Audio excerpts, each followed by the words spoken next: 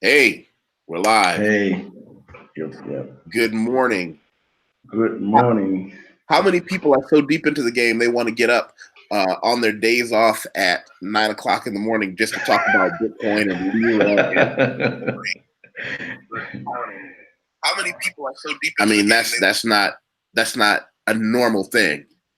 Yeah, it's rare, but with time, I guess we're going to see many more people who are going to be able to do this once they discover the power in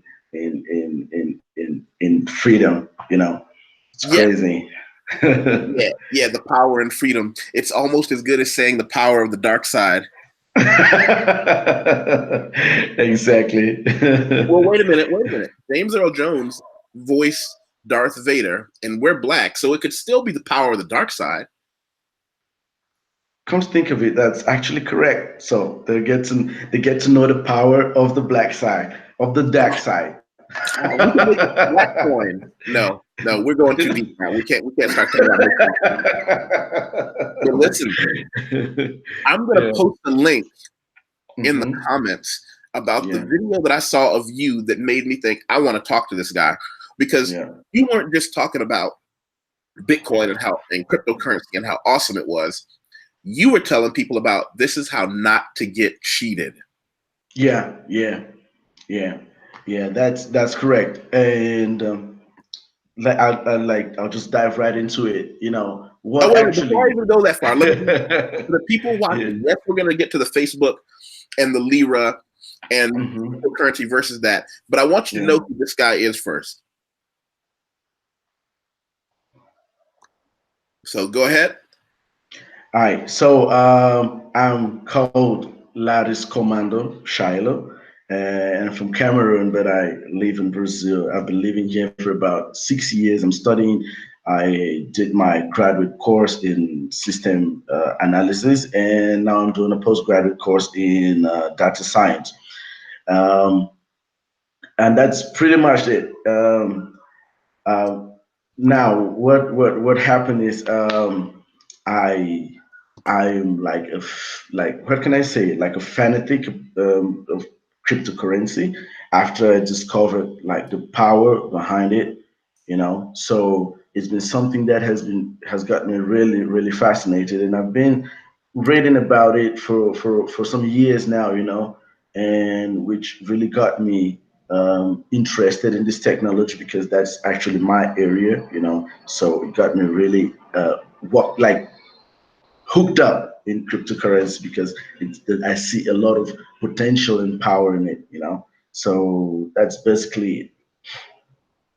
Right on, right on. Well, the first thing I want to say, and I'm going to say a few things to you as we get to your video that I'll post as well in a minute. Yeah. With cryptocurrency, Hmm. I've been told by many people, and I think I know the answer, but I also want to bounce it off you and a few other people. And for people who Hmm. don't know, let me give you my only two qualifications in Bitcoin. One, I've done it for 7 years. That doesn't Hmm. necessarily make me good at it or even know what I'm doing. Yeah. But I am going to also tell you, let's find it here. I haven't had to pull this thing out in a while. I finished the course that was done by Andreas Antonopoulos. Antonopoulos. Yeah. Yeah. Do you follow him, by the way? Every in like on every social media platform. That's like the how can I the god of crypto of bitcoins, and he has so many insights that he starts from like the basic. He can explain it to a 5 year old Yes. and he's gonna get Yeah. it. So I love him. I follow him on every social media platform. And the thing I always tell people with him, it's kind of like the difference in Brazilian Jiu Jitsu between a black belt and a blue belt. They can do the same technique, but a black belt can do it in less time, with less energy, less effort, and less motion. Yeah. Yeah, that's it. Because actually, in this space, we have a lot of people who explain and who like really have like knowledge about what it's all about.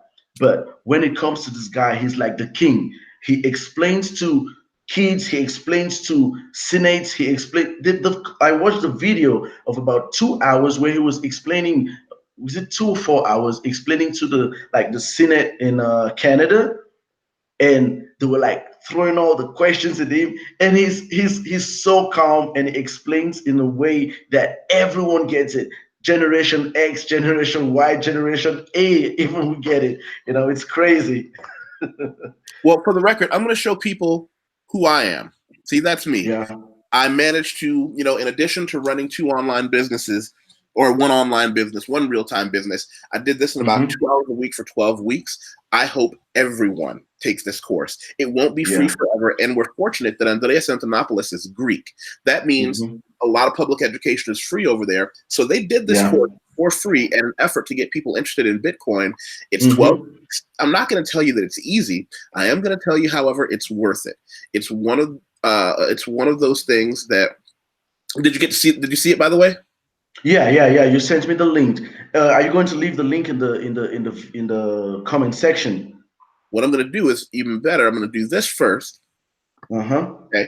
So that everyone sees it. This is what I got, an 84.2. But that 12 weeks I spent at about 2 hours a week gave me such a phenomenal insight, and not simply how to put money in and take money out, but why it works. That's the important part. The why does it work? How can I apply it in different ways? And it's kind of learning. As a blacksmith, everyone says, "Hey, I want to learn how to blacksmith a knife."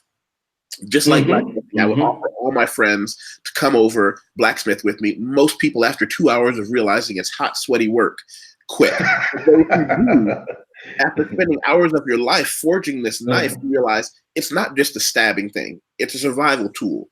It's something you can use to eat. It's something you can use to take care of your household. And because you put so much time into it, you really do get to stop and see, oh, well, it does more than just what I thought in the beginning. Yeah. And it's funny because most people who get into cryptocurrency at the later point in time get to discover exactly what you've just explained, and to realize that it's not just about what they were hearing at the beginning, but it has even a deeper insight to it once they get to really study and know how it works. I'm going to put a link here in the comments, and then I'm going to show you guys as well. Because I don't want anyone to think as we dig into this that suddenly we are the end all be all. We're not. I'm a gateway drug. You're a gateway drug. We know what we're doing. I want to get other people involved. Yeah. So I would say, I wrote an article, I'll say, learn Bitcoin here. And I'm putting, no, I don't make any money from any of these classes. And that's a habit I brought over from my financial days. I tell people when I make money and when I don't. I am an editor, copywriter.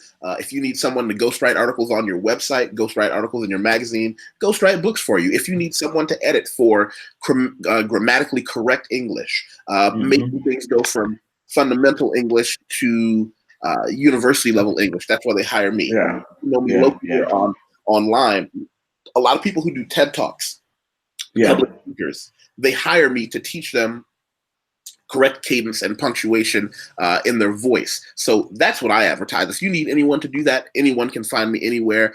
You can find me on LinkedIn. I've got an international reputation. I'm well thought of. Having said that, I'm also going to give you guys this page. There is an article that I did called Bitcoin's Bloody Battles. And it's about all the articles, all the things that Bitcoin had to fight through. To kind of get where they are. And one of the things that Go ahead. There we go. There you go. Can you see that? Yeah. It's an article I wrote a while back, and I hope everybody goes on to YusefWateef.com. Check it out. Leave a comment. Leave a question. For people who always ask, why do I put that in everything? This little square right here, my Bitcoin thing, I put it at the end of all my articles I put it at the end of things that I talk about. Why? Because every now and then someone says, hey, what you wrote helped. I'm going to send you $5 for some coffee. And with Bitcoin, bang, they can just pop it over to me like that. So I'm also great. on Instagram, Bitcoin's Bloody Battles. That's good. That's good. You know, I have to start doing that. Well, you know, I'm ashamed that you don't. I'm really ashamed that you're not doing that, because you understand that all it takes is a few people who say, hey, I like what you do, and they'll shoot me a few coins here and there, and it just pays for the website, buys me a cup of coffee. It's not my profession, but what it is, it's a way for people to show me they appreciate me and the things that I do. And some people just like it. Some people just like me. They say, it's cool. That's good. I'm not cool, but hey. In my opinion, maybe you are cool. I like we got to talk a few times, and from like getting to know you a little bit more, you're a cool guy, man. You can't say you ain't cool. Yeah. So, as a data scientist, I think you saw some of the potential with Bitcoin, but as a human being, as just a regular guy, you saw some of the dangers. I'm going to throw some things at you that are always thrown at me, and I want your reply to it. It's not safe. Someone could just steal my Bitcoin. I tell people, you know, one of the things I usually do, especially when I get these from guys like online, I don't even respond to them. I just copy the link where Andreas Antonopoulos is explaining how difficult it is to hack the Bitcoin network. And then I send this to them. And then later on, I'm going to explain to them something very simple. Once you have your Bitcoins and your wallet, the only thing that can happen is if someone gets access to your private key or get access to your like password and the code for your transfer, then they can actually get your Bitcoins out of your wallet. But that doesn't mean they hack Bitcoin. Are you telling me that my Bitcoin is the same as the key to my car or the key to my house? If I just keep it private, you mean no one can just magically go onto their computer, hop onto Facebook, and steal my That's impossible. Just keep my mouth shut about what my private access information is? No one can get into my account? It's not just like magic. No one can just pull it away? Exactly, because it's the same principles you use with like your email, with your bank accounts. If you go about sharing your passwords to your bank account, obviously someone's going to use that to transfer money from your account into theirs. Now, if you have a private key and you have a wallet and you keep everything that's supposed to be private safe, no one can ever get into that account to steal your Bitcoins. That's impossible. Wow, that sounds like witchcraft. Simple principles, you know.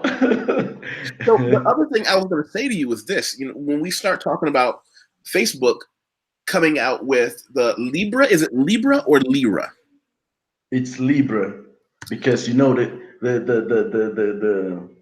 these guys they're creative. You know, the coin's name is actually Libra, and they claim they're not the ones who are going to like manage the coin, so they have to create another company called Calibra to manage the Libra. You know, it's crazy. It's crazy. Wow. Well, here's where my first concern, and this is something Andreas Antonopoulos popped up with, and I want to readdress that here. He said something fundamental. He said, can this possibly be private? If it's on Facebook, not that Facebook people can't be private, but if you buy this from Facebook, does it meet the fundamental requirement that cryptocurrency be completely anonymous and private? So one thing I was reading a lot about is just, you know, the announcement was made 2 days ago, but before the announcement was made, I had like crypto Twitter was exploding with like assumptions and presumptions of what's going to be. And later on, when they actually launched the white paper and made all the announcements, one thing that struck me was this: exactly what you're saying, the privacy issue. this is a game which these big corporations always play on us. Just like I said, we have Libra, the coin, and Facebook's CEO Mac says, "Oh, we Facebook have nothing to do with that. We're just going to create a company which is going to manage the Libra coin." Now, if you Facebook own Calibra, which is the company who manages Libra, that means you Facebook manages Libra. You just created another name, like to how can I say this? You just created like another company to say, oh, this is the company which manages, but who's the boss? That's Facebook. And from all the privacy problems we've been having lately with Facebook, they say, oh, we're going to start by making it a permissioned network. And then later on, we're going to make it a permissionless network, which is something they'll use in order to like try to give it some properties of cryptocurrency, you know. But when you come to look at it, any transaction which is made on this network, the Libra blockchain or stuff like that, it's centralized. Who controls it? It's Calibra. Who owns Calibra? It's Facebook. You know, so whatever you're doing, it's not going to be anonymous. It has a central power controlling it, and that's it. Wow. You know, and for the people who don't know, I'm going to give you the other side. One of the beautiful things about Facebook, and by the way, I'm going to tell on myself on this. I started learning about cryptocurrency when I was living in Shanghai, China. Some of the people watching might remember me from those days. In Shanghai, cryptocurrency and Bitcoin, extraordinarily prohibited, extraordinarily forbidden, 100%. The government in China will put their foot directly in your testicles for the slightest offense. really? But they couldn't. This is what got me interested. My friends over there, as they were introducing me to cryptocurrency and Bitcoin, said because of the private nature of it, and when I teach people cryptocurrency, I teach them the same way I was taught. I'm going to show you how to do it, and then you're going to go do it on your own without me, so that I don't see any information. Correct. And cryptocurrency has a fundamental privacy to it. I love Facebook, but I know walking around on Facebook is essentially walking around with no clothes on. I'm careful about what I say. But over time, with machine learning and things like that, they learn who you are. But if you never talk about these things, people walk around thinking if I only private message it to one of my friends, no one will be able to find it. Which, unfortunately, that's just not the case. Anything you type on Facebook is 100% going to be accessed by Facebook and any information you give them. So when you give them your address, what city you're in, they're not just doing that so your friends know where you are. And by the way, I love Facebook. I'm not saying it's bad. It's just I know the evil that I'm in bed with. Most people don't. So when you say these things, people need to understand the reason that Facebook needed, and I absolutely mean needed, to come up with something to fight with their own cryptocurrency. It's not that they wanted to, it's that how many governments in the world can fight against something completely private, decentralized? Well, the best way is to not force you to take something new. It's to poison the water you're already drinking, and everyone's drinking Facebook. Yep. Yeah. And I got to tell you, I was so excited about this. I was so excited because go ahead. When I first got into it and read about it, I was so excited.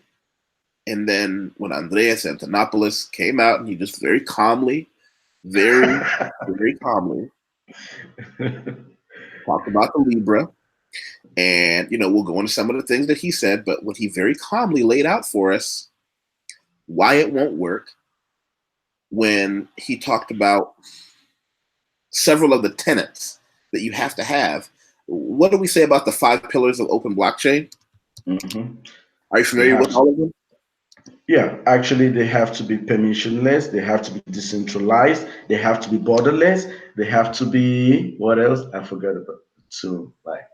Well, let's go back. Permissionless, borderless, decentralized, Um, Forgot to. I need to go back and study that. Let's go back. Hmm. Start from the beginning. What was the first one that came to mind? Permissionless. How do you define permissionless?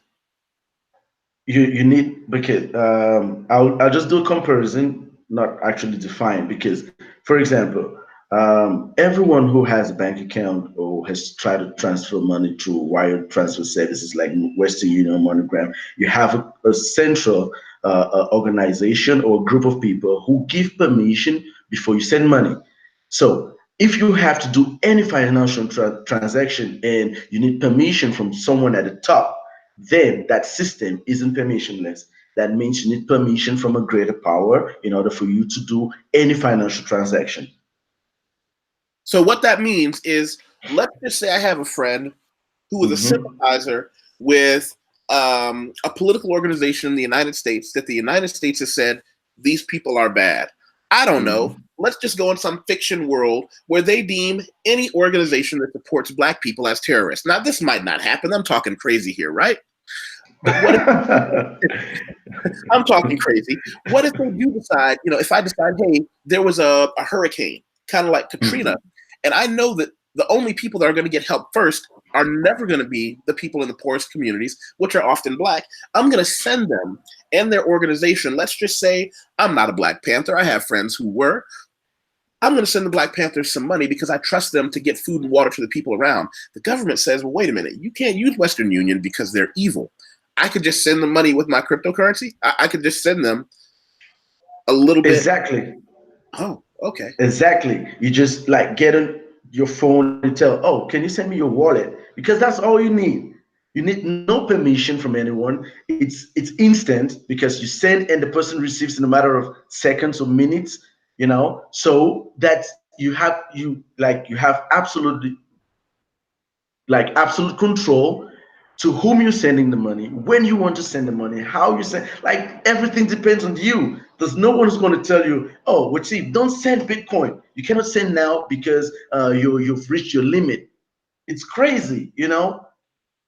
Wow. So with cryptocurrency, with Bitcoin, you just do it like in a matter of seconds, and you're helping someone like hundreds of miles away from you. Huh. Okay. Okay. Now let's go to another pillar. Yep. Can we say? Can we talk about scalability? Yeah. Scalability. By the way, you see me.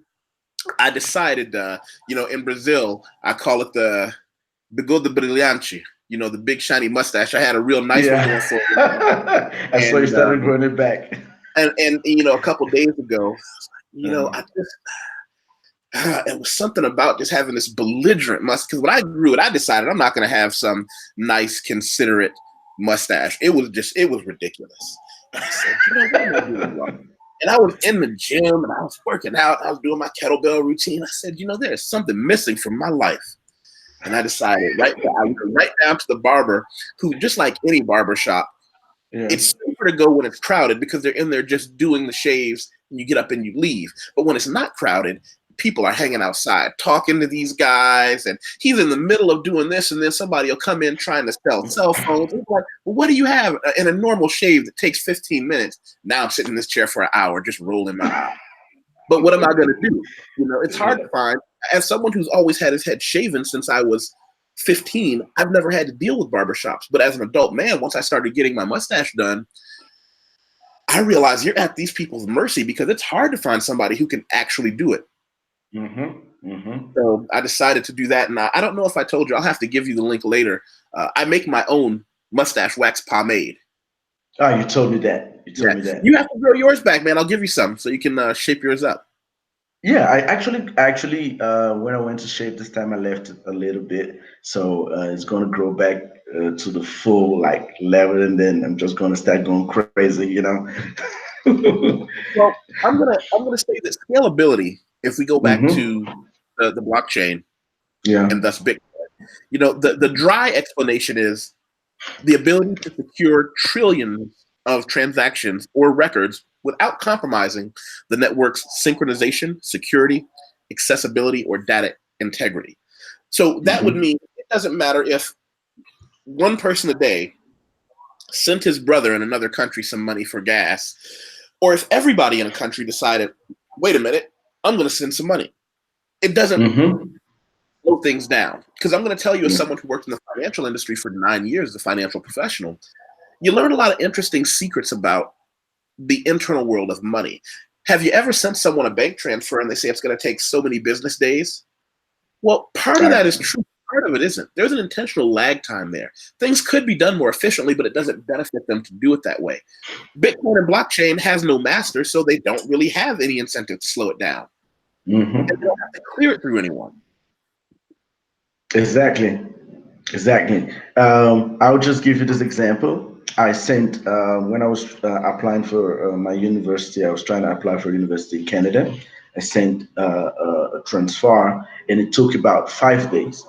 And then when I was denied the visa, I had to receive the money back from the university, which took about 3 weeks, as they said, we're going to process and everything. So it's going to take you 3 weeks to receive the money in Brazil. Now, when the money got to Brazil, I opened up my account and the money was pending. I tried to receive this money, and the Central Bank of Brazil, any money that comes into Brazil, the Central Bank of Brazil has to give permission for that money to be put into your account. So I tried it, went to my bank, and they're like, we can't help you here. You just need to have, you should call this number and tell them the reason you're receiving this money and blah, blah, blah. And I was like, what? This is something I sent with you guys, and now I have to call someone else. Like, that's how it works. I was like, with Bitcoin, I never had this experience, So it's really, really crazy, but it's awesome to see why, like, I'm really crazy about Bitcoin, because such things will never happen. It's efficient, it's fast, it's everything like the bank system isn't. And that's just going back to scalability, the ability to do everything you need as much as you want, as quickly as you want, with no masters. By the way, I've had it proposed to me. They said, but YusefWateef, if you don't have the bank or the government supervising and overseeing where this money comes from and where it's going, someone might use this for nefarious or criminal purposes. And I said, I suspect that the same percentage of people who use hard cash for criminal purposes will use cryptocurrency and Bitcoin for the criminal purpose. And they said, but that's unacceptable. I said, well, why is it acceptable for a criminal or a drug dealer or an extortionist or someone committing white-collar crime on the internet through pyramid schemes and all these other nonsense? It's acceptable that they use cash, but the instant we say, well, wait a minute, they might use cryptocurrency for it, that's not the fear. The banks don't fear that criminals are somehow going to become more criminally because, I don't know. They also play this weird moral judgment game where they say, if you give an honest man the opportunity to send and receive money without anyone knowing, he'll suddenly become some kind of a criminal mastermind and want to do what? Launder money? Most people in the economy we have now, who even has money to launder, first of all?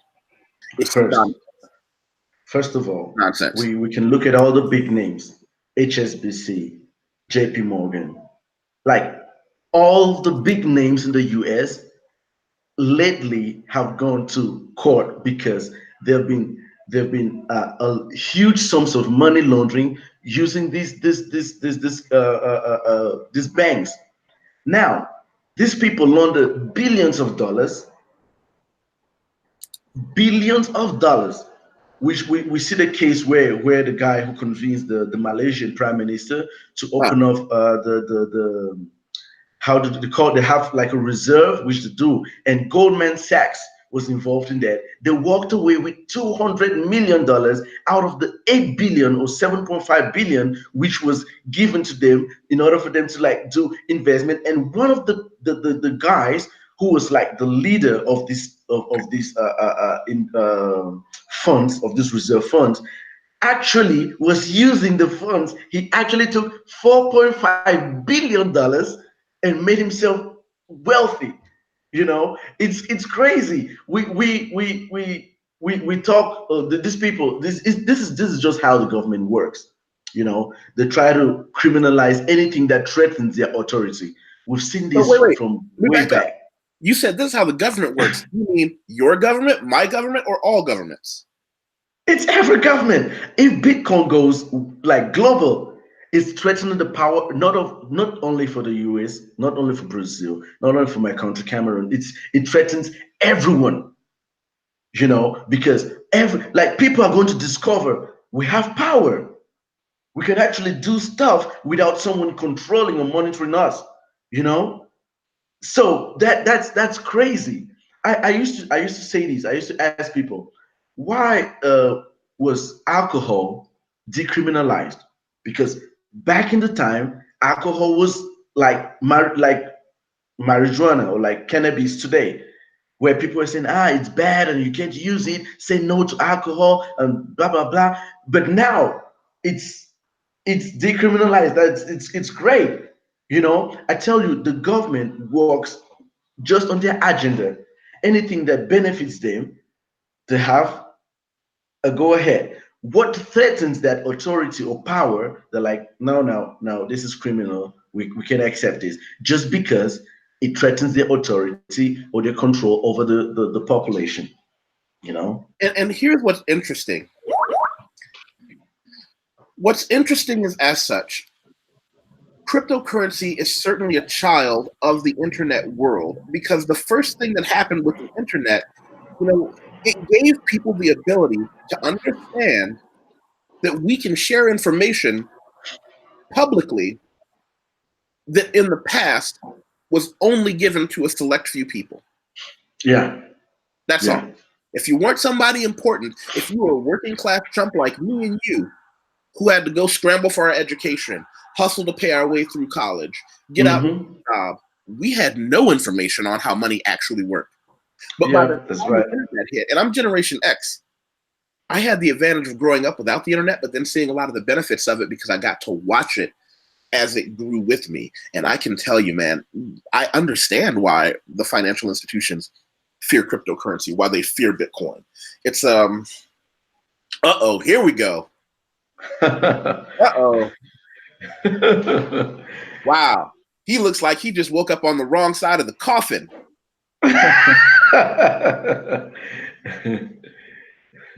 Nothing's good. Crypto mastermind. No, I just joined for a few minutes. I have to go very soon. Unless you guys don't mind, I'll be talking from taxi anyway, or you can talk from Uber drive. You can talk from anywhere. And I totally agree with you. As soon as we all adopt cryptocurrency, all the governments are going to be afraid, definitely. They are afraid of us. Wait. Central banks are our enemy, Anderson, the people need to play. Tell them who you are, why I even talk to you about cryptocurrency. I'm not asking you to give everybody your keys, but tell them, hey, this is who I am. These are some of the things I do with cryptocurrency, and about how the trading and how awesome you are with different things, because I want them to know where your authority comes from. Because are you considered a data scientist as well? Yeah, I'm chief data officer, so I manage some data scientists. Yeah. Okay, and Lars, tell them about what you do, because I think you two should be able to nerd out on certain things together. Actually, I'm doing my postgraduate in data science, and it will be really great to meet you and let's have a serious conversation. Okay, sure, now go ahead. Tell them how your data scientist mindset helped you with currency and in my case, I used to deal with data science before being called data science. So let's say 11, 12 years ago, I used to be coding and doing statistical analysis, but without being called as data scientists. So I've worked that in Ireland for around where I've been living where I had lived for 10 years, but I was not only working with data science. And I'm not a real academic person. I actually left behind a lot of courses. I didn't finish any graduation at all. I really didn't care about university. I've been attending loads of them, the best in the world. I've been to Oxford, University College Dublin, where I supposedly finished my degree, the only place, and University of São Paulo. But anyway, so I've created some startup companies The first one I created 2015. I sold in 2017 as a CTO as well. Then I joined another one, which I sold later on. And how can I say? I've been coding data science, creating machine learning models for the last 5 years and selling companies or taking part in companies. So last year, we were awarded most of the competition around the world. We have won, myself actually coding and my team. So in California, Visa Track program, we have won the first place. In Tokyo, Japan was the only one that actually I didn't win. We were in the fourth place among 1,100 companies around the world. So from Israel, Italy, we are in the fourth place. In Japan, in Brazil, basically we never lost. So coding was and then awards don't pay your bills. So I tried actually to join a big company now where I work as a head of data science and head of credit engine. So, but I'm keep an eye around cryptocurrency. Cryptocurrency is actually something parallel to my life. I'm totally against government. I don't like paying taxes. Like, I think most people don't like paying taxes. I don't even think it's fair paying taxes. Like, I don't think, like, when I want to help someone, I go and help someone, right? I tell people, as long as, and Wateef know that, I think I'm really worried about the world as a human being. I just don't believe government are better than me or better than us in saying that they do the same. So I think the more money I make, more I want to help people. And the less the government I pay tax, the less I pay tax, more money I earn. So I don't need to give the government authority over my money to help people. I don't think that's fair. I don't think that even is the best way for us to make a better world. So I tell everyone, as long as, no matter how much money you are making, save a little bit every single day into cryptocurrency, Ethereum, IOTA, of course, BitCoin as well. But now everyone's take a look at BitCoin. So all the governments, like, Wateef used to criticize me because, and it's true, makes sense, because I was keeping a lot of, let's say, of my content in Coinbase. And Coinbase now in the United States, they have my passport, my Brazilian passport. They have my ID from Ireland. They have everything. And obviously they know how much money I have there, because Coinbase is obliged to tell U.S. government, and consequently all the governments around the world, how much money all of us keep there. So it's no longer a safe place to keep. Anyway, but you still have a lot of wallets around the world. You can print your hash number and keep that somewhere. You can even print and put on a safe. You know better than me. And that's it. Like, I think my data science career is different. Like, I'm giving up the idea of crypto trading. I think takes a lot of effort and a lot of time. Not necessarily is the most profitable way of making money. So, like, anyway, I'd like to know your opinion about the things I just mentioned. Well, one of the things I would always advise you in the future is please don't ever talk about not paying taxes publicly. I know. That's why, I guess not over 100 people are watching this now. I'll never mention those things on LinkedIn or stuff like that. Or I feel like I'm talking Anderson, to people that... This is the internet.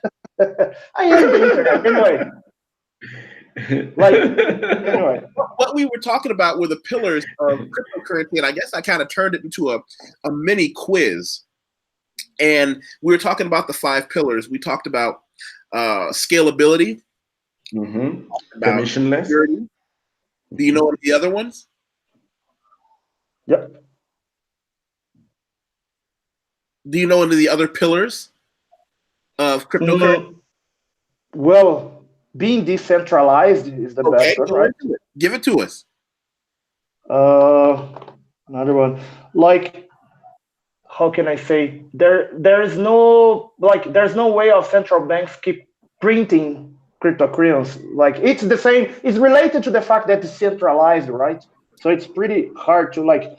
And how can I say? There are drawbacks as well, right? About BitCoin specifically, you cannot keep mining. Like, you don't have infinite energy to keep mining. Anyway, but cryptocurrency in general, it's very easy to carry anywhere. So it's like, just need a mobile phone or nothing. Like, wait, Anderson, I love you. You're jumping all over the place. Go back to decentralization, because I know what you're talking about. Lars knows what he's talking about, but we're here to help the people who don't. Okay, decentralization. This is the fact that if you're selling me your shirt now, let's say you are in Los Angeles selling your shirt for 10 Satoshis, I'm going to pay you 10 Satoshis, and that's going to be the same price everywhere in the world. Okay. Simple like that. I think that's the good fact of being decentralized. We are not under government inflation and all those things, like the difference between real and dollar and euro and stuff like that. And I think it's more like, even though I believe that I don't like the word democracy, which for me is dictatorship, like it's the autocracy of the minority, of the majority, right? We never can agree with everyone, but it's more, let's say, I don't know it's the best word, but democratic to use cryptocurrency because it's the same value for everyone. Okay, yeah, because he makes a good point there. Because if you come to think of it, when he talks about the decentralization, that means there's no central organization, there's no government which controls what we're doing. So everyone in this sphere plays a vital role. So we are all contributors. There's no one who's bigger than the other. There's no one who has more authority than the other one. So we're all like equal players in the game, and that's the best way. That's the best democracy, actually. Exactly. That's the best democracy. We have no government. We have no one who has more authority or more power than any other person. Everyone plays on an equal slate. It doesn't matter where you're from. It doesn't matter what language you speak. It doesn't matter. Like, nothing matters. It's just you being part of the network, and that's it.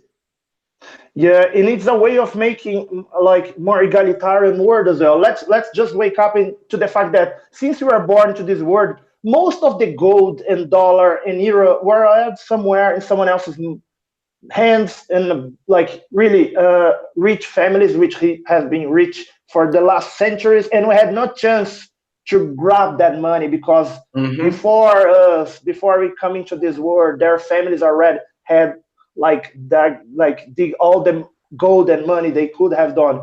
Cryptocurrency is just now, it's up to us to learn, study, and start trading among ourselves cryptocurrency.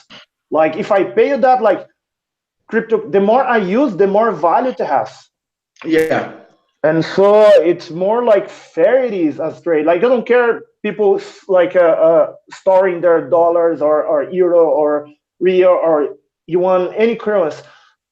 Like I was not here before them saving that money. So I'm now, and if you accept my Bitcoin, I'm gonna accept yours, and it's gonna be a fair commercial relation, and like an updated one based on our.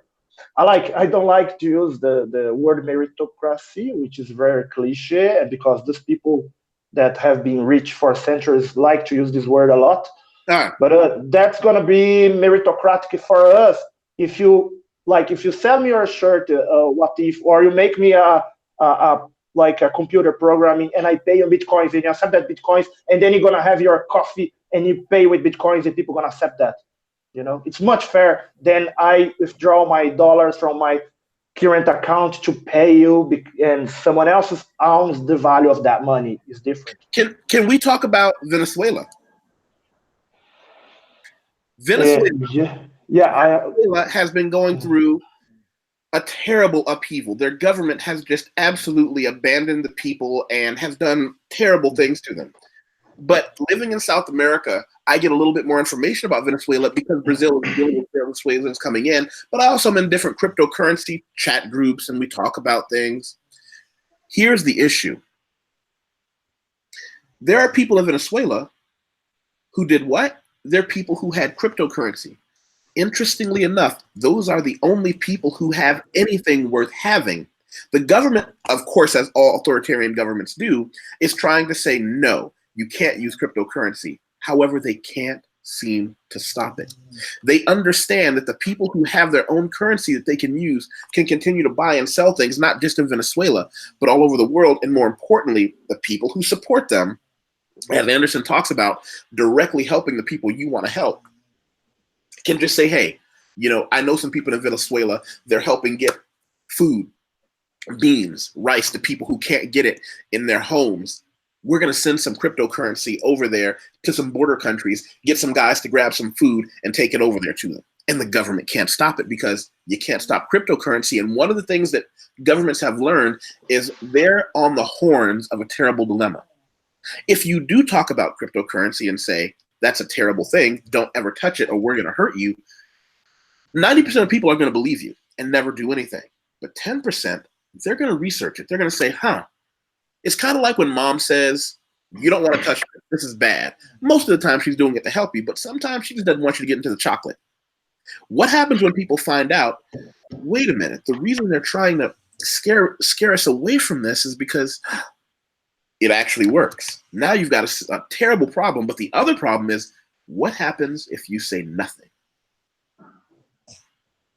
If you say nothing at all as a government, and this stuff spreads like wildfire, you're still in deep shit. Yeah. Guys, sorry, it's really nice talking. The only thing I want to say before I really have to leave, but I don't believe in Facebook currency, cryptocurrency. I'm pretty sure it's not decentralized. It's on Facebook's hands. Might make payments easier, but it's not decentralized. It's not original cryptocurrency with the main purpose since BitCoin started existing. So it's just trendy to say you are creating a cryptocurrency. Every single company now is gonna to create a cryptocurrency. My company was create a cryptocurrency called Self-Finance, because you'd have take a selfie, and then that selfie will be unique, and that will be your ID, which will be stored using like a blockchain, right? So even my company, even myself, I have a code of a cryptocurrency called Self-Finance. We never really released because I was on some fight with my partners in the companies, etc. But anyway, so Facebook is just using their big, huge power to create a cryptocurrency, which is not really like Bitcoin, Ethereum, and stuff like that, okay? So I hope to join you guys in maybe 20 minutes. I'm going down for the car now. But anyway, sorry for the short time, and I hope to join for a conversation in the future. Okay? Okay, come back. It was a pleasure. Pleasure. It's a pleasure to meet you too. Yeah. Bye. Bye. Bye-bye. Yeah, Anderson is completely insane. The problem, here's the problem that the world has. He is an extraordinarily clever and smart man. That's what we're for. You know, when you get that dangerous intersection of men who learn, I don't have to be sane to be successful. I can have these crazy ideas of what I want to achieve in life for myself and then go out and do it. And in the world, you know, when I was young, I would hear a lot of the older men who mentored me give me certain phrases that I really couldn't appreciate until I was a little bit older. One of the things that they say, well, it's lonely at the top. That doesn't necessarily mean when you're good at something, it's like being the greatest fighter in the world. What that means is that when you get to the top, there aren't many other people who are doing the same thing they want as well. There aren't many people who can look at you as a peer and say, hey, I'm free. Now, I tell people all the time, I purchased my freedom many years ago that allowed me to walk away from the life. I walked away debt-free. I walked away so that I can not have to work in the system for the rest of my life. You know, and these are things that I want to get into in the future. And for anyone listening, tell me in the comments as well. What I want to do is really focus this channel on three things. One, cryptocurrency and Bitcoin, because it's fun and I love it. And I want to have some conversations that are light and friendly, but then I also want to do some deep ones. Two, I want to focus on just having these big roundtables, which is how a lot of things got started. Where my friends and I, we just talk about different issues. There's no right, there's no wrong. And three, the expat world, people who travel and do different things in different countries. Those are the things that I really want to focus on for my company. I mean, for my YouTube page, because I'm not doing this right now because I have to. I do it because it's fun and I get to introduce other people. So I want to hear in the comments what other people think about that. Hold on one second. And by the way, look up the other. Keep the people entertained. I got to run real quick. Too much coffee. Okay, no problem. So, like we were talking, we have like this thing about the cryptocurrency, especially the Facebook stuff. If you go to look deeply into it, you're going to find out that It's just another like big company trying to put a tag on its cryptocurrency or on its new currency it's created, to call it a cryptocurrency. And one thing you guys you can actually look that up. About 5 hours after Facebook made the announcement, France called out and said, "Nope, we don't want you guys to go into this section. Your technology area is great. Just don't get into the financial area." And the congresswoman in the United States. So we can see that this is the fight between the big dogs, the big dog in technology and the people who are feeling threatened, which is the government. Because once the youngsters of technology start getting into the financial system and get into the financial aspect of it, it goes really, really wild and crazy. This is something which I was laughing really hard yesterday when I saw it. Exactly about 5 hours after the announcement was made, France already posted, "No, we don't want you guys to start getting into the financial area." And then the congresswoman in the United States, I forgot her name. She also said, "No, no, no, we can't permit these. Facebook should put a hold to these, and then later, after we sat down and talked about it, maybe we're going to grant we're going to grant them permission to go ahead." And this is really, really crazy. It's really crazy because they're feeling actually really threatened about this, and they should be scared. I'm going to tell you something that happened a while ago that was completely not having anything to do with cryptocurrency, but it does have to do with people becoming banks because of the way the world is moving. I remember when Walmart started to offer cards, they wanted to get into an issue where they could say, instead of cashing your check at a bank, why don't you cash your check here and we'll give you a bonus for cashing your check at Walmart. Maybe we'll give you an additional 5% if you actually do it here. Okay. And that caused a massive storm because in the United States, debt floats the economy. And a lot of people don't know that. And a lot of people fight when they realize there's this thing called the burden of knowledge. Once you know something, you can't unknow it. And once you know that the world floats on debt and your inability to pay it, things change. Yeah. People don't really understand that no one wants a situation where people may be able to lessen their debt or transfer their debt to non-traditional areas. So now you have banks in situations saying, we don't want Walmart to be able to offer any kind of bonuses or ways to reduce their situation because whereas Walmart just says, we don't care how much money you have, we want you to just shop here for your clothes and your apples and everything else. Financial institutions say, we don't really care where you shop, we just want you to make sure you use more money than you have to continue the game. Exactly. It was an interesting time because and I don't really know, I don't really follow the Walmart part. I don't know if that actually happened. I don't know if they actually did it, but I do know it's something that a lot of people are talking about, and it is a big, big, big, big, big deal. So that's why, that's why you're dealing with bankers who are saying, wait a minute, we can't allow this to happen. We can't allow. Was that recently? This was a couple of years ago. We'll have to research that. Yeah. We'll have to research that. So, but going back to the 5 pillars, we talked about, and this is the big one for me, and I know this is going to sound contradictory to people listening. Open, public. The good thing about cryptocurrency and the blockchain technology is, in case you didn't know it, let's say men teleport into my house while I'm sleeping, steal my computer, and teleport back to their homes. Well, could they take over the blockchain network? Of course not. Because the problem is cryptocurrency and blockchain isn't stored in one place, which is why governments can't stop it. It's stored everywhere in the world that anyone uses it, which prevents any one place from having a monopoly over the information. Whereas if your bank makes one mistake with 0.000001, even if that mistake only lasts for one day, it could wipe out every penny you had. Yeah. And that's that. And there have been such mistakes in the financial system. There have been such mistakes. But since the mistakes aren't that random, many people tend to turn a blind eye and ignore it, But with the Bitcoin system, like you said, It's something which they can't stop it, and we don't have mistakes. It's either you have it or you don't. There's no fake Bitcoin. There's no duplicated Bitcoin.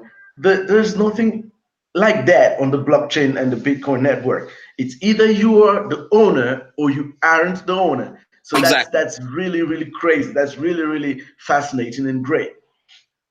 There is no such thing as floating Bitcoin. Banks can often float money. People don't understand that if I give the bank $1, they don't have to have $1. They only have to have 10 cents. And they can lie about the other 90, legally, by the way, to everyone they talk to. So they can tell 10 different people that they have $1, do business with them, and never actually have $1. Exactly. No matter how many business transactions that they do.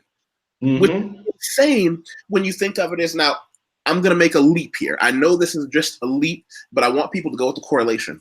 Imagine a man running his household who gets a check for $1,000, and he goes to the people that are going to give him his grocery, and he says, I've got $1,000, so I want $1,000 worth of food, and I'll pay it off over the next few weeks.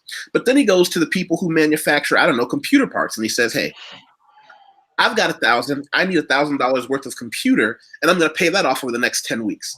And then he goes to the people who, and he goes on and on and on. Well, how many thousands does he have? He's only got one. You know what they call that? If I do that or if you do that? Criminal fraud. Yeah, exactly. That's called prison for you and me.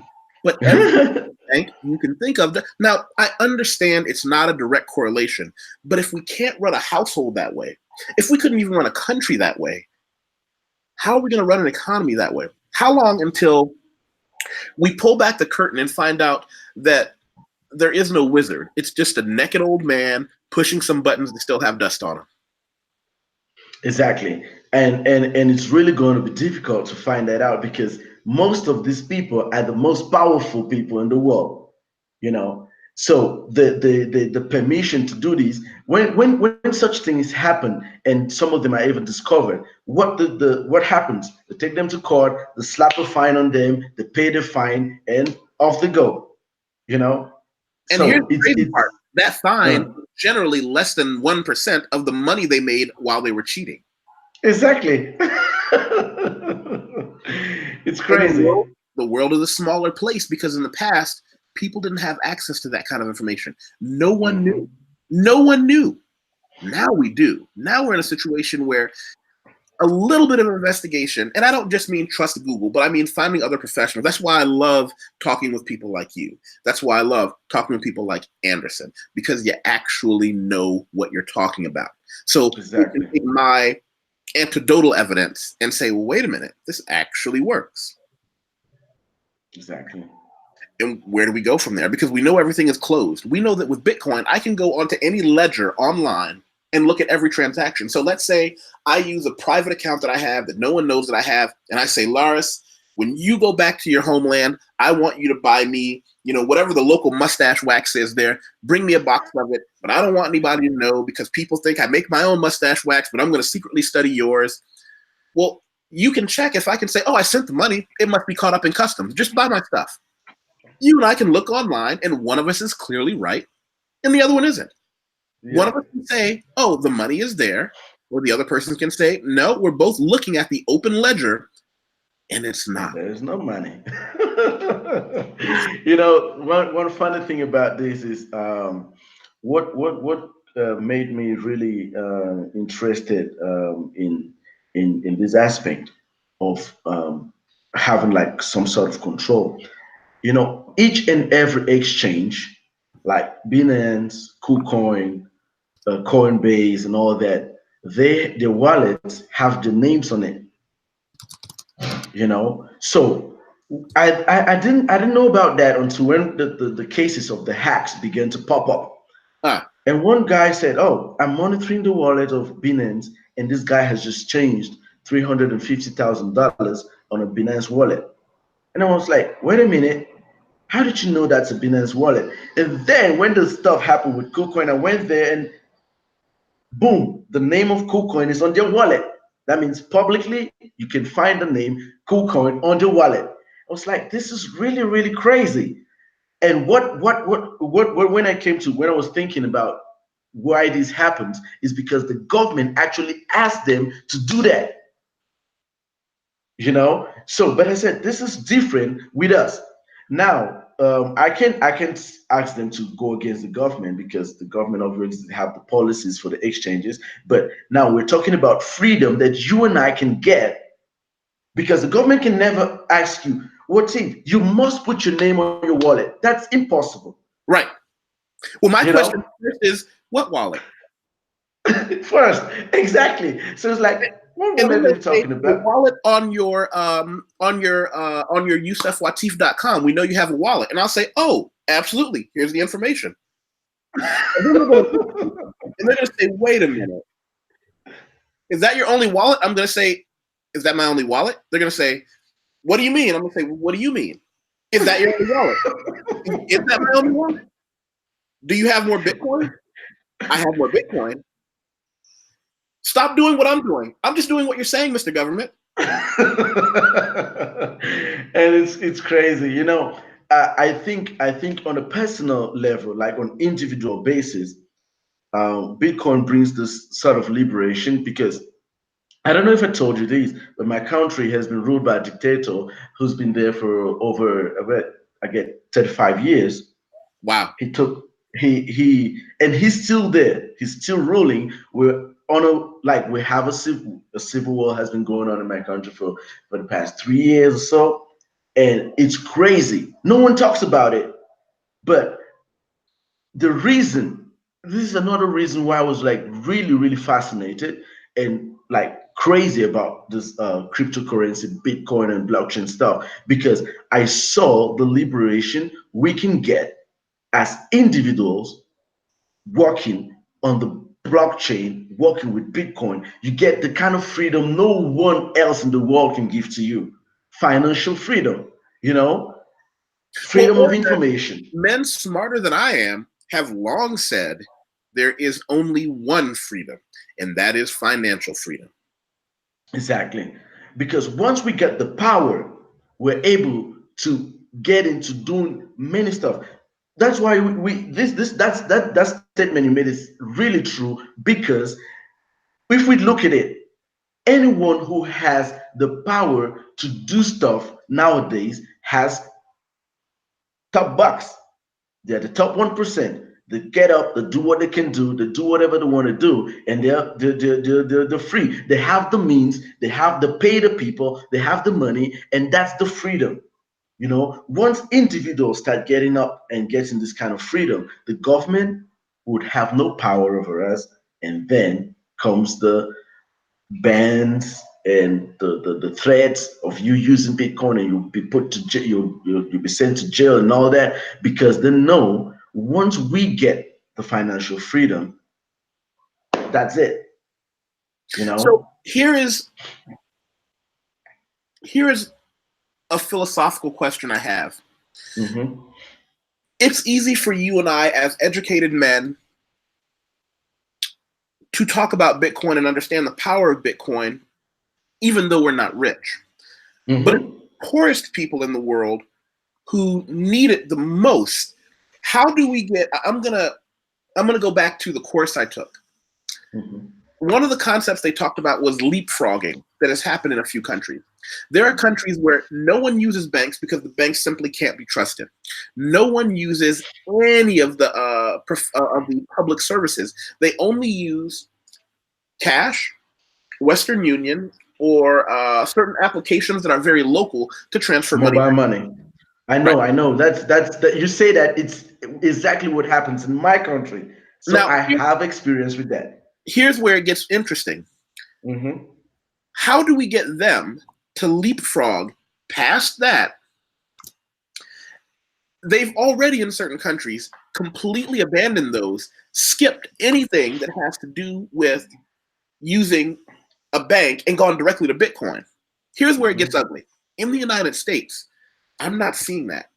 I'm seeing the poorest of the poor not say, hey, wait a minute, why don't I just skip that and go to something like cryptocurrency or Bitcoin, because I can just do it from my phone. Yeah, and this may have something to do with cultural differences. Mm-hmm. I love America. Traveling the world, I get to see the differences between country, and I also get to see the differences between Black people in different countries. America has the best possible advantage at keeping you fat and stupid. We have the best fast food, the best pornography, right? We have all those things, the best video games.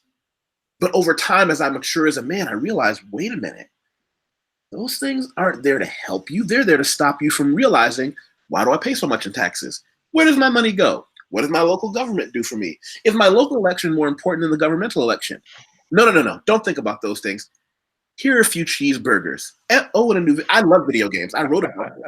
I love video games. The reason I don't have any in my house is because I understand it would impede on my being able to read books and think critically, because it's kind of like having an alcoholic saying, I'm just going to leave this beer in the fridge. I know that I would not be able to not play video games. But as I travel the world and I see certain things, other Black people who living in the world, they don't have those. They only have one mission in life. I'm going to stop this government from putting its foot in my ass. So they're motivated to learn things like cryptocurrency and Bitcoin. How do I get not just Black people, but the people who are without in America? Because as much as we can talk about race, it's a lot of poor white folks. It's a lot of poor white folks in America. Yeah. And and in Brazil too, and while being poor and white will never be as bad as being poor and Black, being poor anywhere means, and okay, now I'm way off in the weeds. If people align themselves according to economic futures and income instead of political ones, we could have taken over the world a long time ago. How do I do that? How do I get the people who came from where we came from to say, wait a minute, if you can't afford college, that's fine. Why don't we get you online and you just study this program on how to use cryptocurrency for free? And then with that cell phone that you've got every social media app in the world, delete one of them to make room for just 1 or 2 Bitcoin wallets and figure out what I'm going to trade in, and one, and I can't believe I'm going to say this because I'm glad Anderson isn't here, and one to trade with. I'm not a trader. I want to be clear. I'm not tough like that. I have a lot of friends who have stomachs made of iron. I'm not looking every day to see how much I have and where I'm going to trade it here. I'm old-fashioned, buy and hold. Oh, I'm going to buy some this month, and I'm going to put, how much is it worth, YusefWateef? I don't know. I'm not looking. It's not my business. I'm not trying to have a heart attack. Exactly. Anderson has balls of steel because he'll be there just trading. I'm like, nope, not me, not the kid. Exactly. And I think we have a major role to play as Bitcoin and blockchain evangelists. And the reason I say this is because I've had people call me up and ask me, Larry, how much do I need to start, like in Bitcoin and stuff? I said, you need $1. You need 50 reais, you need 20 reais, you need 10 reais. I said, listen, for those of you who are here in Brazil or like experts all around the world, like in developed countries, or like countries with more open banking system, it's really, really easy for you to get it started. Now, for those of you who like back in my country and all that, it's really, really difficult for you to get it started, but you can get it started, And wait, why is it difficult? Can you tell me why? Like what what you said that I said I could relate to about the banking system and all that, Yeah. where people have gotten like done the leapfrog. My country is one of those countries which has done that because we have this thing we call mobile money, and in my country you have just 2 operators, mobile phone operators. We have MTN and we have Orange. MTN is a South African company. Orange is like a European company. I don't know. And just these 2, and they have the system we call mobile money. So I can actually send money to you by like, it comes like in text message, and then you can go to an agency and you cash out. So Yeah. this is, people store their money, people keep money in mobile money. That means I send you $100 and you hold it in your phone for as long as you want, and the day you need this $100, you can either go to the agency and you cash out this $100, or you can take this and you say to someone, "Oh, I want to buy your shoe, and I'm going to send you $100 in mobile money," and boom, the person receives, and you take the pair of shoes, and you're gone. So banking system, especially when it comes to the fact that you as a normal citizen can actually get like a loan from the bank, that's almost unheard of in my country. Huh. You understand? Um, Most of my friends who like came here and started up like some small businesses and all that, when they saw how easy it was for them to get like a loan from the bank gives you a credit card, and they're like, "Ugh, what? This is crazy," because like I said, it's almost unheard in my country. And Wow. this is literally speaking. So we get into a new reality and we discover, man, we're really being trampled upon in my country, because I see as a stranger in this place, I have various opportunities. So why are we being treated that way? And then you come to just to think of it, like you said, the problem in the US, you said the people they find a way to keep you fat and stupid. In my country, they find a way to keep you drunk and stupid. The the Wow. prices, we can go on, we can protest, we can go to the streets when the beer prices are pumped up. Once they're gone down, we're cool. They can increase the petrol prices, they can increase prices for fuel and all that, and people will be like, really cool, as long as beer is not being like the prices of beer is not being increased. So it's something that the government already knows. He takes this and it's like, oh, what do these people like? It's either they like some cheeseburgers, like the case of the US, or they like a lot of beer in my country. So they're like, we wouldn't play with this area. We just change the other areas. So it's something that you come to think of it and you're like, whoa, this is crazy. And for people to start thinking out of the box into getting into Bitcoin and all this thing, because my country's currency is really, really depreciating. And the name of it is France. So our currency is being supplied to us by France. And just for you to have an idea, France doesn't use this currency. They just print and then they sell to us. Wow. So coming from this kind of a country, I discovered that it for me to get out, like to be like an outlier, like a person who's like different and separated from the norms, like what people consider normal. I have to think, I have to explore things, and then boom, I found Bitcoin. I work and I send money to my mom. I've gotten robbed because I took out money from the bank which I was about to send to my mom. I was assaulted, I was robbed, and the money was like lost.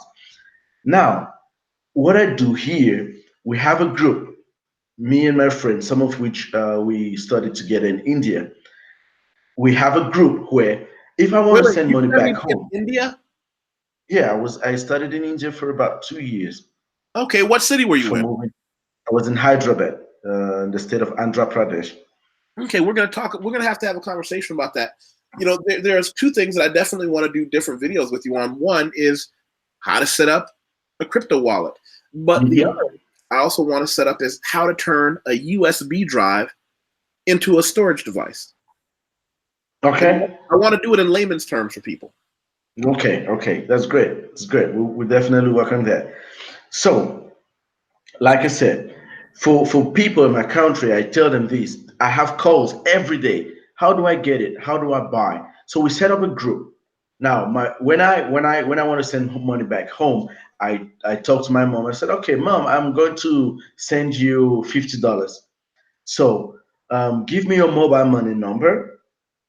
I'll send $50 worth of Bitcoins to my friend, and then my friend is going to send you $50 worth of our local currency to your mobile money account.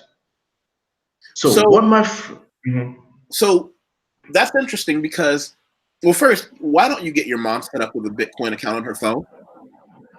Actually, because it's kind of difficult for I wouldn't say, let me use the term complicated Okay. for her to sell. In Cameroon, we don't do exchanges, like we don't have exchanges like here in Brazil, or like where we have local Bitcoins. We don't have that. So what happens is, most of the people who do these are youngsters like myself. They're like, okay, we're going to buy Bitcoins and we sell.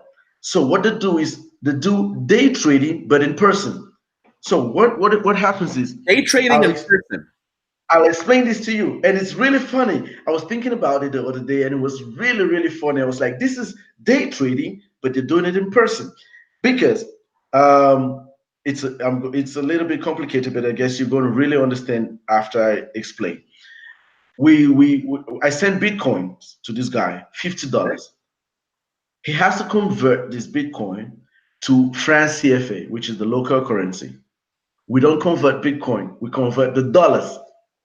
So this guy takes $1. If a dollar is worth 500 in my local currency, and I send him $50, I'm telling him, listen, I'm going to sell you this $50. I'm going to sell you for 520 francs per dollar.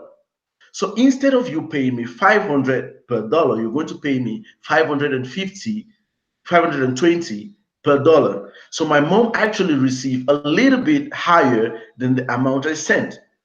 And then this person takes this $50 and sells to another buyer of Bitcoin for 550 or 580. You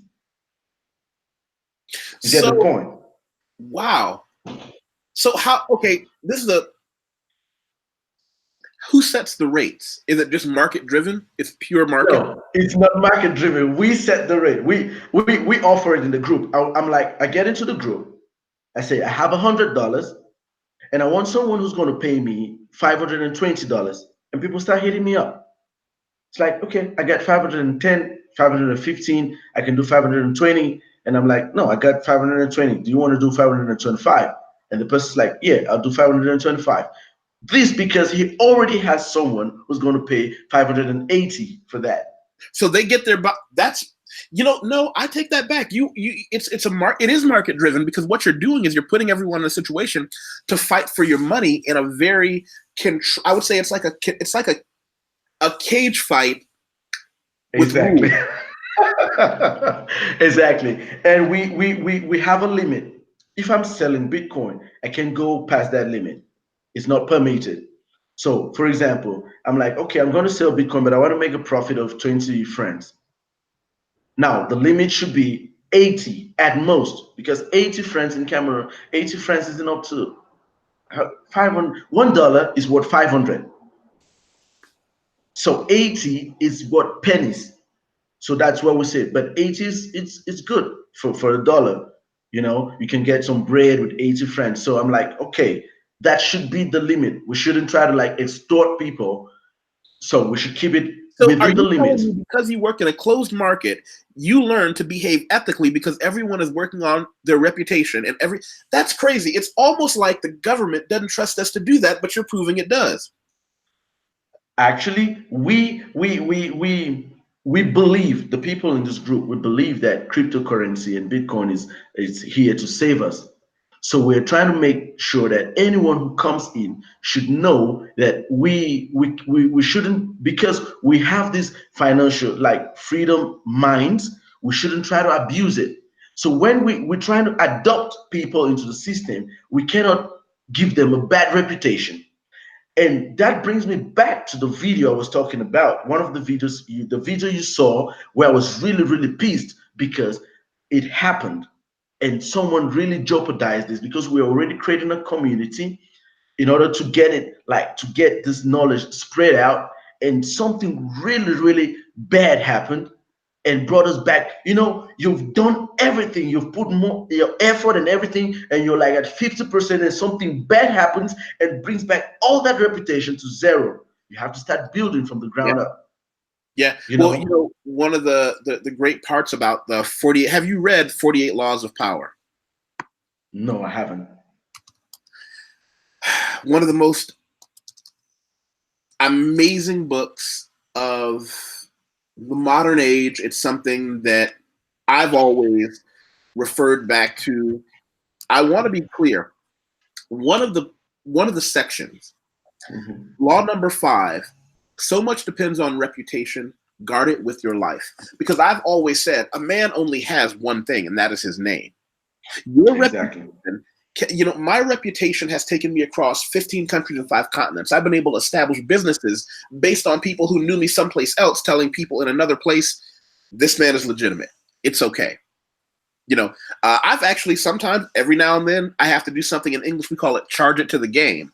I've taken financial losses in awkward situations just to protect my reputation, because I've made so much off of my reputation that when something goes kind of weird, I say, you know what? I'm going to eat that 2%. I'm going to eat that 3% because I want you to be happy having done business with me. So you tell your friends, you know what? There was a discrepancy.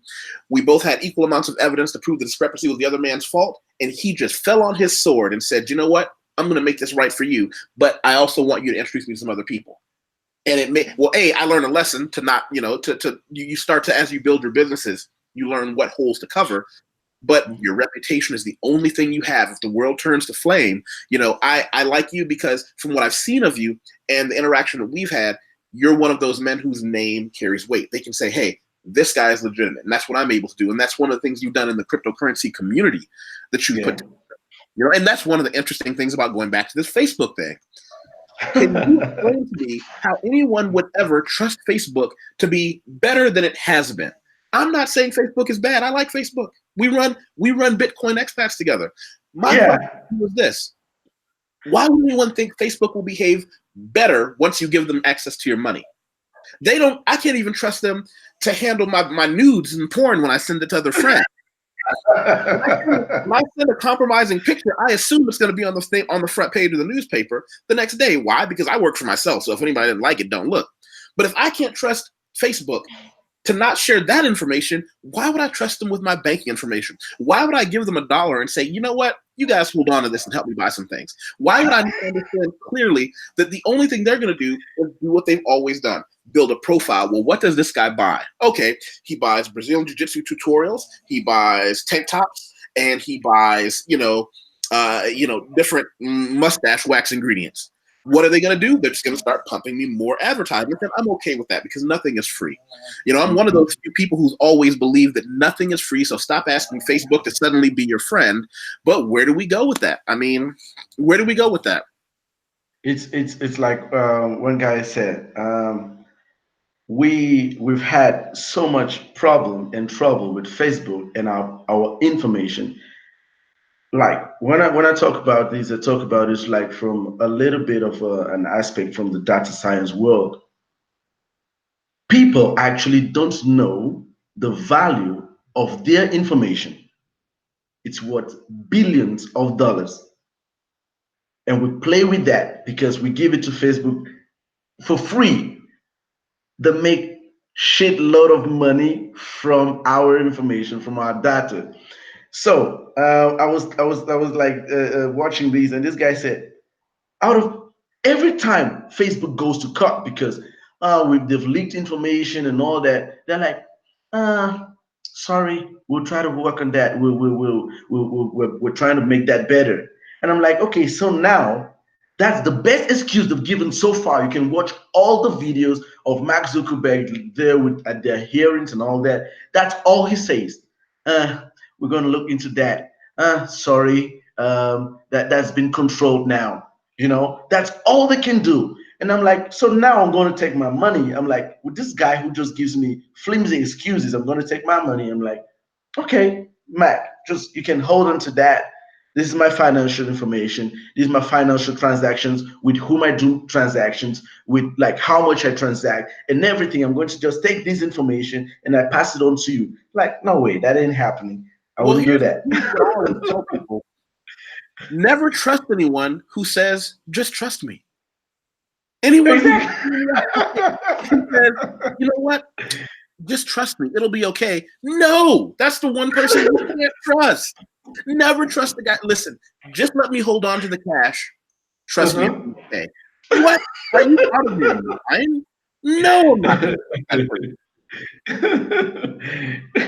But it's an interesting thing, and in the coming months we're going to see a really, really big fight between these top dogs. We're going to see fights between governments of many countries and Facebook, because what they're trying to do is destabilize global, like fight the global financial system. This is going to cause like commotion in countries like India. That's going to be really crazy and messed up. The fight is going to be bloody. Well, give me an example of what's going to happen in India, because you have, boots on the ground experience that I don't. Why will it disrupt India? When I was in India back in 2011, you couldn't send money out of India from Western Union or MoneyGram. It was only bank transfers, and that hasn't changed. Now, India is trying. It's not like they haven't banned that. There were rumors that they were like going to ban and put people in jail if you use Bitcoin and all that, but that's not happened, and those are still rumors. But imagine a country that doesn't allow its citizens to send money out of the country via wire transfer. You only have to do bank transfers. And you and I know, doing bank transfers, you have a lot of documents to fill. You have a lot of reasons to give to the bank why you're doing that transfer. And you have a lot of questions, and it's time consuming. Imagine a country who has stopped its citizens from sending money out of the country. Imagine a country who's threatened by Bitcoin and cryptocurrency, and they've said, no, we don't want you guys doing that. Don't play in that area. We're going to set rules, really tough rules on this stuff, because it's going to give you guys financial freedom, and which is what we don't want. Imagine Facebook going into this country and saying, you know what? We're going to unleash the beast of financial freedom for these people to be able to send money to whoever they want, whenever they want, however they want it, even though there's a catch, because Facebook will be obliged, will be obliged to give information to the government about such transactions. But this doesn't stop the fact that Facebook, with such power in that country, giving citizens such freedom, which the government has always tried to stop. Indian government is fond of that. It's always tried to stop the citizens from getting real financial freedom. This I can say because I lived there. When I lived in India, I don't know if it's changed today, but I believe it hasn't, because I have friends who tell me it's still the same. You have a limit of the amount of money which you can receive. So there are restrictions not only on sending, but receiving. Imagine Facebook coming to tell you, no, this guy can just send this money anytime he wants, from wherever he wants, and to whomever he wants. That's going to be really, really tough. Wow. That's going to be it's going to be a serious fight. It's either the government will want to put its claws into everything that Facebook can't get access without the government being 100% involved. That's a financial system we're talking about. So you're going to give the people some financial freedom and keep the government out of it. That's not going to happen. Wow. You understand? So it's something that I look forward to it in the coming months. Not only in India, I talk because I have some experience in India, but in many, many countries, they're going to face real problem. Wow. Now, here's the thing. I was reading about the drought season that farmers deal with when there's no water. And in the United States, we have a phrase that most people don't understand that breaks my heart that's happening in India. Have you ever heard the phrase bought the farm? No, never. When in the United States, they say someone bought the farm, it means they died. He bought the farm. But where does that come from? It comes from the Dust Bowl era in the United States. And if someone wants to correct me on this, that's fine. When farmers went through droughts. And the only way that some poor farmer out in the middle of the countryside could make sure his wife and children didn't starve was to have a farming accident where he died and his family got the life insurance policy. So that's crazy. Could purchase the farm away from the bank and get out of debt. I learned that as a financial professional working for 9 years in life insurance. And I talked about things like that. Now, in India, during the drought seasons, you have farmers having industrial accidents for the same reason.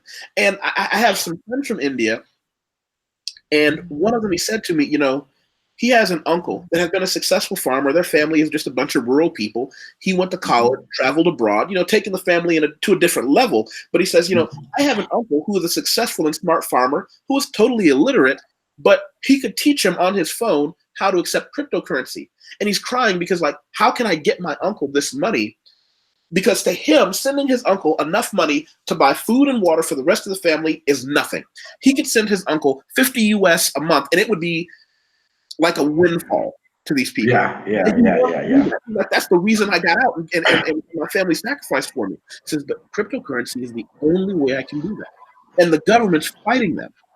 So how does he, like, he's like, how do I express to the people in my country that our own government is stopping people like me from giving my farmer uncle who's making the food that feeds the cities the tools that he needs to just not be poor? You it's know, crazy. The beginning of microloans and microtransactions. Are you familiar with those? Where you say, let's say you're a cassava farmer, you know, on the east coast of Africa somewhere, and I know some guys and you know some guys, and you get online and they say, listen, I'm a cassava farmer. If you loan me 50 US a month for 12 months, for the 12 months after that, I'll pay you back 55. Okay? Which is a great investment, but to the United States, $50 is, if you and I went out to eat lunch, it's going to cost us more than $50. Yeah. But now with crypto, you could actually go there, meet some different people. Maybe you strike up a business deal. Maybe you do find your long lost cousin who's like, listen, help me out. I can help you out. Send me this much per month. I'll show you the progress. And then after 12 months, I'll give it back to you. We've completely cut out the middleman. Now, instead of company 50 and you get 48, I can just send you 50. Exactly. And there's no question. There's no question whether you got it, and you can show me. You can jump online with pictures and say, hey, the 50 you sent me this month, here are the tools I bought, here's some extra supplies. By the way, the tractor broke down, so here's some of the parts that I bought, so we can keep a running total of where that 50 goes. You can change lives. You know, in America, we're taught that only the extremely rich people can do that. Nonsense. You can be from anywhere. And I always tell people, don't help everybody. The only two people you got to help out with, you and your family, and just find one person. Exactly. And I'm going to say something controversial. I'm going to say something that we're going to get in trouble for. Help a black. Because we're the only people who get in trouble for saying that. If I find, I've mentored young men, I've done so many things, and I always tell people I like to help black people. And as a professional with an education, I can say things. They're going to come with consequence, but because of who I am professionally, a lot of people, they kind of have to worry about whether or not they're going to say anything or do anything. But the question becomes, look, why does that make you uncomfortable? And I call it out when I see it. You know, why does that make you uncomfortable when I say I like to help black people? Well, don't you like to help people who look like you? Well, I help everyone. Oh, really? Tell me the last black person you've helped. Exactly. Oh, now it's weird. Now shit gets really weird. Really, tell me the last Mexican person you've helped. I can give you a laundry list of black people I've helped. Really, so you've helped people, but you can't name anyone who doesn't look like you. And that's okay. I have Jewish friends. We talk about politics all the time, and they're like, if black people realize nobody's coming to help you the way Jews did, you'd come a lot farther. My Jewish friends tell me in a heartbeat, they're like, nobody likes us. One of my Jewish clients, he's like, listen, we have no friends. None. So if we don't make it, nobody's coming to help. When black people start looking at the government and realizing the government doesn't care about you, you'll go farther.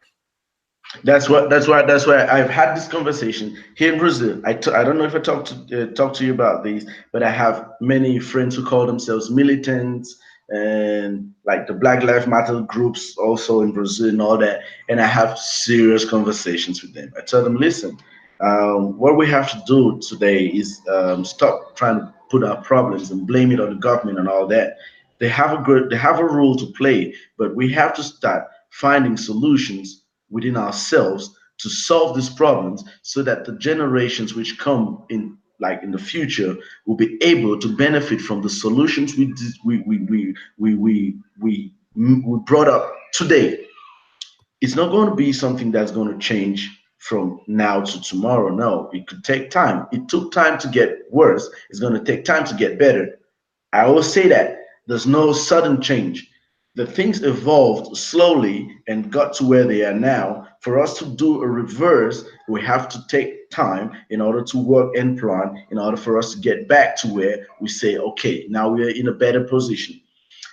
One thing I always say to them is, listen, most of the time I talk even to most of my African friends, especially the ones from like Angola, Guinea, Mozambique, and all that. I tell them, listen, when I talk to you guys about Bitcoin, and I talk to most black people about Bitcoin, it's not because I'm like trying to preach. I don't make any money from telling you to buy Bitcoin.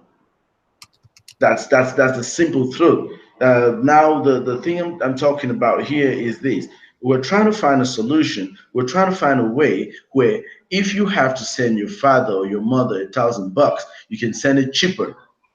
If you have to send your sister $50, you can send it at a way cheaper rate, because sending money back to Africa, we all know that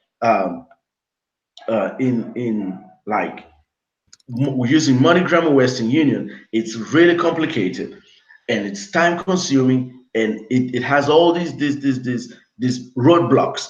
But now, when I talk to you about Bitcoin, I tell you buy and hold. Sending money to Africa should be easier with it. You have to start reasoning on your own. You have to start thinking and going out and doing some research, and then coming back to me with reasonable questions or reasonable like doubts. When you have like serious doubts where I can be able to clarify, then we can talk. But most of the people don't want, like most of my Cameroon brothers and sisters, they're like, oh, the we how do we do it? I said, okay, come, let me show you. I give them like, I don't like chewing stuff and putting in their mouth for them to swallow. I like yeah, seriously. I tell them, listen, I'll give you the tutorials on how to install a blockchain wallet. I'll give you the tutorials on how to request. And one thing I always discover is that when I tell them, listen, I want you to give me to take this tutorial and learn how to send a request for a blockchain payment or Bitcoin payment, so that I can send you $5 for you to try it out. It should be an experiment. Once they hear the $5, that's when they go into study. You know, it's like I'm paying you to do some studies of what is going to help you in the future, you know? But to me, that's fine. As long as it can help you to discover, to do this like research and all that, then I start getting the interesting questions, you know, because once you start helping, and I find this really, really interesting. Once I start talking to people, especially my black brothers, I find it really interesting, because the people who actually see the world the way I do, with the struggles we have in our countries and all that, because it's not different. If you find an Angolan, if you find a South African, someone from Mozambique, they all have almost the same problems we have in Cameroon. Yeah. You know, because the leaders were dictators, the government is so fucked up. I know taxi drivers in my countries who have PhDs. There are no jobs.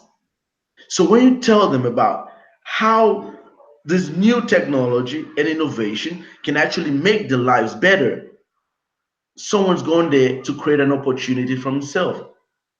And that's what's interesting, because in the group which I told you about, the WhatsApp group where we do this buying and selling and all that, we have a lot of young guys who have created opportunities for themselves just by getting to learn how it works. And they're like, oh, you know what? I have a lot of friends in the US who send money back home. Why don't I ask them to learn how to buy Bitcoin, send to me, and then I'll give it back to the family. But I'll like have the change in the rate. You know, it's not going to be expensive, but it's not going to be like totally free. I can make 1,000 friends from it, which is about $2. 1,000 francs is good per transaction. That's way better than what MoneyGram charges, because MoneyGram charges about $34. Right. You know, And so we can't forget that when we talk about MoneyGram, when we talk about wire transfers, when we talk about, what's another one? Western Union. Western Union. All of these companies lobby. They go to every government and say, you cannot allow Bitcoin, because when you do that, we get kicked outside. Because no one who can add, I don't even mean know how to read, no one who can count on his fingers will do business with us if they can do business on their own from their phone with other people that they trust. Exactly. Exactly. So that's why you see, I really love this idea of you saying, try to help a black person. I try my best. That's what I do actually. Because when I have these conversations, I try to evangelize it, try to put it out there. Have you ever heard about Bitcoin? Have you heard about the blockchain? You should read about it. We should get to meet up. I'll try to explain stuff to you so you can like see how it works and see which opportunity you can actually get from it. You know, and it's been a tough journey, but it's good. It's good. You know, one of the things I always put in some of my videos and writings, I'll say, to my white friends watching this, use this information. To my non-black friends watching this, use this information. The good thing about money is that when you're a capitalist monster like me, green is green, and that's what I'm trying to teach black people. Stop, and I'm gonna get in trouble for this. Stop worrying about being black. Start worrying about being poor. I'm gonna get exactly that. You know, what you guys actually from the US, you guys actually get into trouble for this. For us, it's normal. I can talk to my friends like, because we're all blacks. So I'm like, you know, I'm helping a black brother out, and it doesn't mean anything because the country's all black, you know. So for you guys it's like something really crazy, but for us it's like normal, you know. But I get it. I get the I get it from your point of view, you know, because it's something that when we come to think of it, even in Brazil, you're living here, you know this.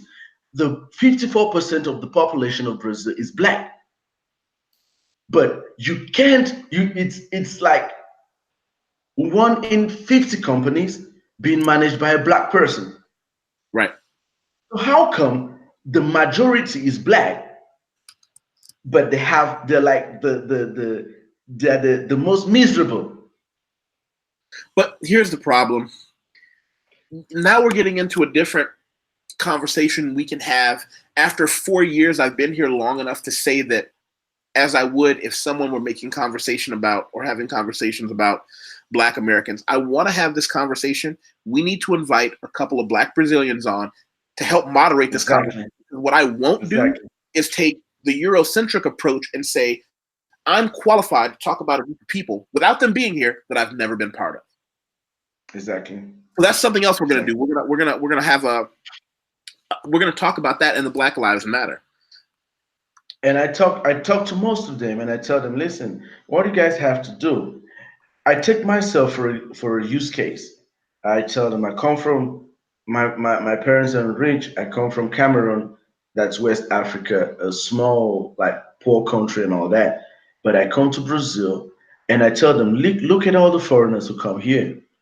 The ones who aren't doing shitty and messed up stuff are working their ass off. You know why that is? Because we come here with a purpose. We come here with a focus. We come here to say, listen, we're going out to find something that's going to like better our lives, you know? So it's something that I always try to explain to them. I said, listen, forget about the fact that you're being discriminated. Like you said, start worrying about the fact that you're poor and try finding solutions to solve this problem, because poverty is a big problem. Start finding solutions to solve your problem. And your problem isn't all because you're black. Your problem is you're poor. So the moment we start finding solutions to solving these problems of poverty for ourselves and our families first, then we get to start seeing liberation from many, many things which we talk about, you know. And I keep saying this. Bitcoin blockchain is like a big savior, and people should get into it and get to know how it works and get it's just like the internet when it started. People saw it as a potential, and all sorts of businesses started popping up. Facebook has billions of dollars today because of the internet. Without the internet, there will be no Facebook. You know, so let's bring this back around to the beginning. If we look at Facebook's currency, it's not a true cryptocurrency. It may be a way to transfer money back and forth, but it will not meet any of the standards that we hold for open, public, neutral. It's definitely not neutral. You know, borderless and censorship resistant. It qualifies as none of those things. Exactly. So it isn't, in fact, truly a cryptocurrency. It could be built on the blockchain, but who controls that blockchain? That's the problem. It's built on the blockchain technology, which is being controlled by a centralized system, by an organization, you know, and that's it. That's all you need to know to get it out of your head that that isn't really a cryptocurrency. Well, my whole thing is I always want to leave people wanting more. Let's wrap this up now. And I don't want you to hang up because I want to share some private Bitcoin information with you after we get off the public feed because, hey, you know, you can't give away all the candy at once. Right? You know. Yeah, that's great. You know, we have somebody, CW Wallet Finance, and he said, don't sell Bitcoin. Facebook will never beat it. And I'm going to say, I agree. Exactly. Wallet Finance. I agree. And I don't know who C Wallet Finance is, but I like the guy because he just said something very important. It's never been that way. So I want everyone watching to do a couple of things. Because it matters. Click the subscribe and bell button because we've grown. We're past 100 people, and it happened faster than I thought. My goal isn't necessarily the number, but I'm going to focus on a couple of different things. Like I said, I want to make as many friends as I can in many places as I can. If you have an opinion about what I've said, click the button at the bottom, hit the bell. If you don't, click the subscribe button and hit the bell. Share it because that's the only way other diverse opinions are going to get shared. And I also want, let me do something else real quick that's really important because I always believe is share the wealth, spread the love, however you want to put it. I want to show everybody Brother Laris's channel because I want everybody to go to his introduction to Bitcoin is a great video, and I want everybody to go to his channel as well. I'm going to send you, let's see, a picture of him. Oh, man, that's, all right, let's see. I'm going to show everyone his website because I want everybody, and not his website necessarily, but his YouTube channel, because I want everyone to be able to go there and check him out as well. Is that on everybody's screen? Yeah, we can see that. Yeah, you got Lars Commando, Komando, and I want everybody to go click subscribe on his. Support him. If you agree with what he says, that's great. If you don't, that's fine too. That's interesting. You know, look at that. There you go. He's on Patreon. We're going to talk about Patreon too another day. Do you have any parting words? So one thing I want to say before we leave is this: buy Bitcoin. Buy Bitcoin every month. $1, $2, $3, $50. Buy Bitcoin. That's it. Well, here's what I'm going to actually go so far as to do, just to spur you to action and make you a little jealous because you're on that Patreon thing. Let me show you what I do, and I'm going to leave this on the screen for a minute for anybody interested. Look at that! Oh, look at that, people! If you're watching right now and you're like, you know what? I think I like this guy. Read this. Look at that. You see that? You can take your phone, swipe it across the screen, copy that number, 1AAEBJW9G C1B T6U6UJBWS4G6A6ZDLHKMCB, or just go to my website and copy and paste it. Send me $5. Exactly. And I'm going to do that on my YouTube page too, my YouTube channel. All right, folks. Everybody have a great day. Lars, don't hang up. I got some info for you. All right.